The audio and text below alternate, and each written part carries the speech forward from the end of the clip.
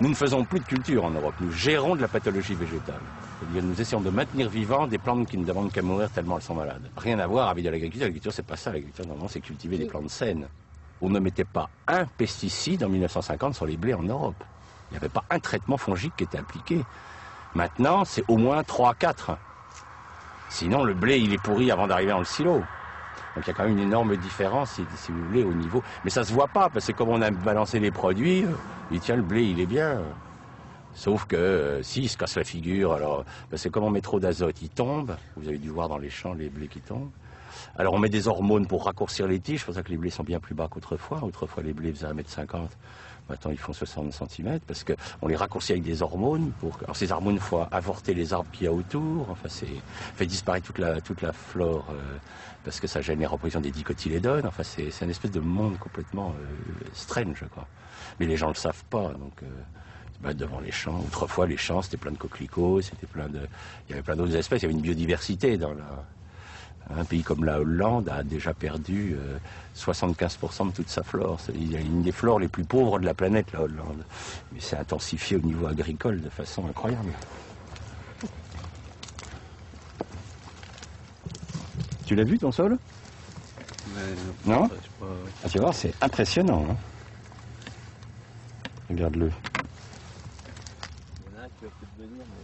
Ah non, on n'a pas été entendu, puisqu'on est avec Lydia, on a quitté l'INRA. On s'est mis à notre compte. Puis quand on a commencé à montrer que les sols mouraient biologiquement, on nous a demandé de nous taire. Donc on a quitté l'Institut et on s'est mis à notre compte parce qu'on estimait que notre devoir de scientifique, c'était quand même d'alerter le monde agricole que la voie qui était choisie n'était pas la bonne, ne permettrait pas de faire une agriculture pérenne. Il ne peut y avoir d'agriculture pérenne que si on est sur des sols vivants. Hein. Le sol abrite 80% de la biomasse vivante. Hein. Donc si vous tuez, on en a tué 90%, c'est qu'on est en train de tuer tout ce qui est à la source de la vie. Hein. C'est quand même les microbes qui nourrissent nos plantes, qui font que nos plantes sont saines, sont nutritifs pour nous. Alors que maintenant, les gens, nous sommes quand même dans la société la plus confortable de l'histoire de l'humanité et nos dépenses de sécurité sociale augmentent de 6% par an. Il y a quand même des questions à se poser, quoi. Est-ce que les gens sont si bien nourris que ça pour être aussi malades ? Alors, le problème, c'est qu'effectivement, l'argumentation, c'est oui, mais regardez, ils vivent de plus en plus longtemps. Bien sûr, les gens qui en ce moment ont 80 ans n'ont pas connu l'agriculture chimique avant l'âge de 50 ans, hein, puisque c'est apparu dans les années 70. Donc, jusqu'à 50 ans, ils ont mangé... moi, je suis encore gamin du lait de vache qui avait du goût de lait de vache. Ça avait vraiment le goût de lait de vache, c'est pas le lait de maintenant. Donc c'est tellement récent dans l'histoire de l'humanité qu'on ne connaîtra les résultats réels et on s'inquiète puisque vous prenez la population d'enfants à l'heure actuelle en Europe, 17% des enfants sont obèses, donc on est en droit de se poser des questions sur cette qualité alimentaire. Le sol, c'est une vraie éponge. Donc, si je le gère mal, il est compact, il est serré, il se referme.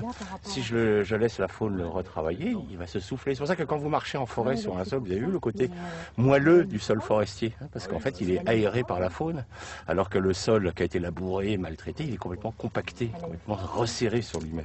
Alors, quand il va pleuvoir sur un sol resserré, l'eau ne va pas pouvoir rentrer, puis c'est l'érosion.